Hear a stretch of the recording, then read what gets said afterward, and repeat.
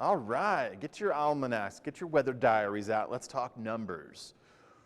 Grand Junction today, 35. That was this afternoon, earlier today. Now, I want you to notice also the sunset, 5:39. Those are going to get later and later as we progress through the rest of the month. Sunrise tomorrow, about 7:20-ish. And in doing so tomorrow, we're going to feel more of that cold air. We're supposed to be in the low 40s and the low 20s. By the end of this weekend, Grand Junction, we'll get to those averages. Well, probably not the low until the middle of next week.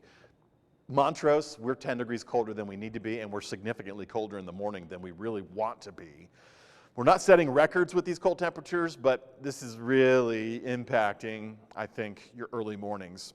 Delta, 37 today, mid-teens for Gunnison. Saw a good round of sunshine. A little bit of wind, not much. I mean, we had a 15-mile-per-hour top wind gust, barely, between Montrose and Grand Junction. I think it's possible we could do a 10 to 15-mile-per-hour wind gust before lunch tomorrow for Grand Junction. And of course, the higher in elevation you go and the further north you go, you'll probably feel some of that wind. It's because we have an incoming system. It's a weak system. There's no hazards associated with it, though that smidge of neon green, that's a flood advisory for the Roaring Fork River. That's the ice jam situation. Previously released, it's building back up, and it's going to release again, probably with more sunshine this afternoon. So if you're an angler, try to avoid the Roaring Fork River between El Jebel Basalt and I forgot. El Jebel, Carbondale, and Basalt. That's what I'm thinking of. Anyways, we have a ridge of high pressure building off the western coast of the United States, and that's going to push what will be a weak Pacific Northwest system right into our neck of the woods. By Sunday, this thing really expands in coverage into the western third of the U.S., and it's really going to do a number on any systems that originate out of the Pacific Northwest. They are strong storms, and they're tracking west to east, and it's great for Idaho, Montana, North Dakota. But for Colorado, you get a little wiggle of energy sliding down the eastern periphery of that high, and it slides right into the divide. Remember this story? Storms right onto the divide. Well, they aren't going west of the divide, I can say that much. 1 to 2 inches of snow, that's about all that represents. So a little bit of a headache or a hassle if you're driving over I-70. Certainly expect some problems over Rabbit Ears Pass and Highway 40 through Steamboat Springs and Routt County.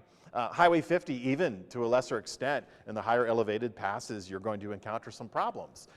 Again, as an experienced driver, as a Coloradan, you know it doesn't take a storm system to ruin traffic. It just takes a careless driver. So with a lot of sunshine out there, I don't think we're going to see many motorcycles, but a lot of people will be commuting into the mountains this weekend. And there's only, like for example, today Steamboat got an inch of new snow. I think maybe they could get 1 to 2 inches of new snow for Saturday morning and Sunday.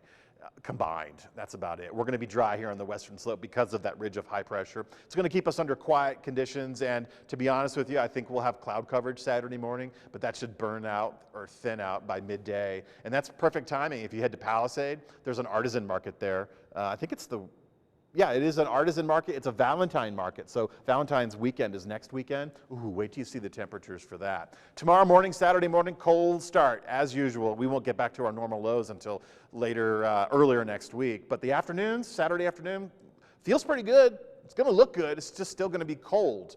But look at Thursday and Friday of next week for Grand Junction.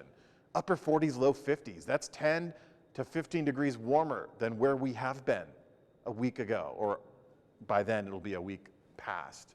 Still cold for the weekend, mostly clear skies, quiet conditions. Montrose, still cold in the afternoons, chilly in the mornings. By the time we get to the middle of next week, we'll get our temperatures exceeding the averages for early February. And it's going to feel pretty good, but that also means we're dry, we're drier than we need to be, and we don't have storms moving through the area.